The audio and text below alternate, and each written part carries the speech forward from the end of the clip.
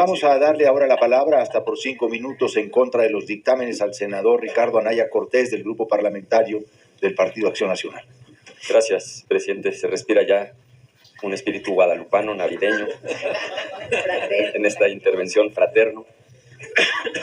A ver, por supuesto que es un ejercicio de congruencia para nosotros. Es un ejercicio de congruencia para nosotros votar en contra, porque nos opusimos con argumentos que podrán ustedes no compartir, pero ahí fueron vertidos con transparencia, tanto a la reforma judicial como a la reforma de inimpugnabilidad. Sería absurdo haber votado en contra de esas reformas y hoy avalar, digamos, la legislación secundaria que desdobla esas reformas. Entonces, yo lo que quisiera reflexionar para no repetir aquellos debates que ya hemos tenido, es que creo que estamos ante una discusión mucho más profunda que simplemente la legislación secundaria. Creo que aquí lo que se contraponen son dos visiones y ambas defendibles. Lo que creo que ha faltado es que ambas partes asuman con mayor valentía la defensa de su postura. O sea, por un lado tenemos la visión de Montesquieu, que decía todo hombre, en lenguaje inclusivo sería todo hombre y toda mujer, que tiene poder se inclina por abusar del mismo y va hasta que encuentra límites. Y de ahí la idea de que existan contrapesos, de ahí la idea de que exista un poder judicial que pueda inclusive revisar las decisiones del poder legislativo. Pero en contraposición a esa visión está, por ejemplo, Carl Schmitt, que ustedes hoy están asumiendo esa posición, pero no lo dicen con apertura y con transparencia. Él defiende, como ustedes, el poder centralizado para mantener estabilidad. Él defiende el estado de excepción, es decir, en situaciones de crisis como la que ustedes suelen plantear, dice él, como ustedes también suelen decir, es necesario un liderazgo fuerte para poder tomar decisiones rápidas, decisiones efectivas. Defiende la idea del Estado total, se opone a esta idea de la democracia liberal, donde hay pesos, contrapesos, división de poderes. Yo creo que el problema de fondo es que ustedes quieren disfrazar ese tipo de posiciones con argumentos democráticos, porque el problema de esta legislación secundaria es que lo que viene a reglamentar es, uno, la colonización que ya está en marcha del Poder Judicial. Es una realidad, todo el mundo lo sabe. Ustedes como movimiento van a tener el control total del Poder Judicial, porque tienen el control de quién va a aparecer en las boletas, porque crearon un tribunal de disciplina de 5 personas cercanas a ustedes, que se van a encargar en su momento de mantener el orden, la disciplina, porque no quieren que vuelva a haber una sentencia del Poder Judicial en contra de decisiones del Ejecutivo o del Legislativo que hoy ustedes ya controlan. Y por otro lado se está reglamentando la otra reforma constitucional, la de inimpugnabilidad, en donde llegaron al extremo de dejar establecido en la Constitución que aún en el caso de que hubiera una violación flagrante, como que no se reúnan los votos necesarios y un presidente de la Cámara, sea de diputados o de senadores, cante una mayoría, aún habiendo una violación flagrante de ese nivel, ya no existirá un recurso legal para poder controvertir esa decisión. Entonces, yo les haría una invitación, como la de la senadora fraterna, en el espíritu navideño, a que nos quitemos las máscaras y a que reconozcan que estas reformas tienen su fundamento en estas lógicas de régimen autoritario, de estado de excepción, de liderazgo fuerte para tomar decisiones rápidas, efectivas, en lo que ustedes consideran situaciones límite, porque por lo menos de esa manera estaremos con transparencia defendiendo cada parte aquello en lo que cree. Sí, por consistencia, porque votamos en contra de las 2 reformas constitucionales, vamos a votar en contra de la reglamentación de esas reformas constitucionales a nivel de ley secundaria. Es cuanto, presidente. Gracias al senador Ricardo Anaya. El senador Manuel Huerta Ladrón de Guevara. Lo que se les olvida es que el espíritu guadalupano antes lo tenían ustedes siempre traicionando al pueblo. La reforma energética, si no mal recuerdo, tú presidías el Congreso el 18 al 20 de diciembre por estas fechas. Palo.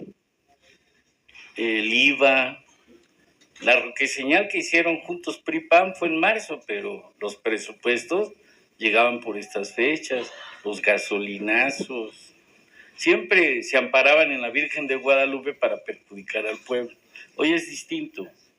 Sí son visiones diferentes y contrapuestas. Y a mí me parece que el acto de congruencia se vuelve en una necedad. Teóricamente, Rousseau deja en claro que el soberano es el pueblo. Y nosotros desde hace muchos años, cuando ustedes hicieron el pacto con el PRI, el original, el PRIAN, Salinas, Ceballos, Álvarez, pues esta idea que teníamos de división de poderes, que no había existido por el Priato Jurásico, desde que doña Porfiria se robó a don Porfirio, ustedes impusieron fraudes electorales, todo lo que hicieron. Y ahora, para entrar en materia, fíjense nomás esta joya de lo que estamos haciendo y lo que ustedes defienden, porque este es el fondo de la defensa que hacen. Nosotros estamos dando cumplimiento a esta disposición transitoria, en particular la reforma del 103-107 del amparo. Y en ella resaltamos la modificación del alcance jurídico a las resoluciones de amparo que resuelven la inconstitucionalidad o controversias constitucionales, en la cual no se permitirá dictar suspensiones contra disposiciones de carácter general y en ningún caso las sentencias que se dicten tendrán efectos generales, contrario a lo que plantean, porque fíjense ustedes que en el juicio de amparo la suspensión provisional o definitiva es una medida cautelar que tiene como finalidad paralizar temporalmente los efectos de los actos reclamados o en su caso establecer de manera provisional los derechos afectados mientras se decide el juicio de amparo en cuanto al fondo del asunto. Es decir, el objeto es asegurar la eficacia de la sentencia que se dicte, existiendo una relación indisoluble entre la suspensión y la sentencia.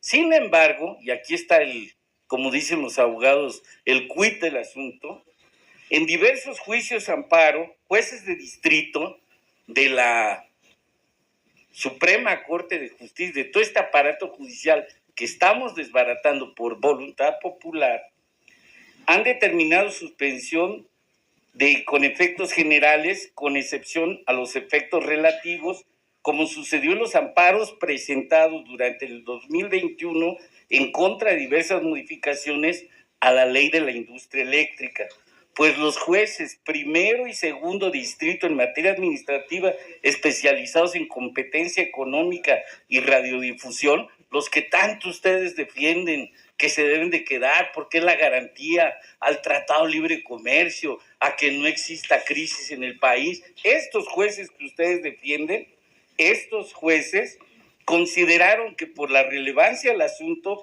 era necesario conceder la suspensión provisional con efectos generales a todos los participantes del mercado eléctrico mayorista. Este es el caso de Juan Pablo Gómez Fierro en el incidente de suspensión 240-2021, que determinó de no otorgar la suspensión general se puede favorecer a ciertos participantes del sector eléctrico, sus demás competidores, en perjuicio de los usuarios finales. ¿Qué hicieron cuando los jueces suspenden esta reforma que se había logrado eléctrica? Pegarle a los consumidores y permanecer en su mal llamada reforma eléctrica que había favorecido a que empresas como el Oxxo y otras pagaran la energía más barata que el pueblo en general. Y obviamente lo fundamentaron, eso sí son muy legales, en algunas resoluciones de jurisprudencia para argumentar estas cosas. Pura chicanada, como las que intentaban hacer en la Suprema Corte de Justicia cuando cambiaban de 6 votos los necesarios 8 que se requerían, y todavía la ministra Piña, que es a la que defienden ustedes, hablando de fuera máscaras, hablando de quitarnos la hipocresía de esta reforma, que en eso sí son muy congruentes porque no cambian el script, no cambian el discurso, pero eso ya se acabó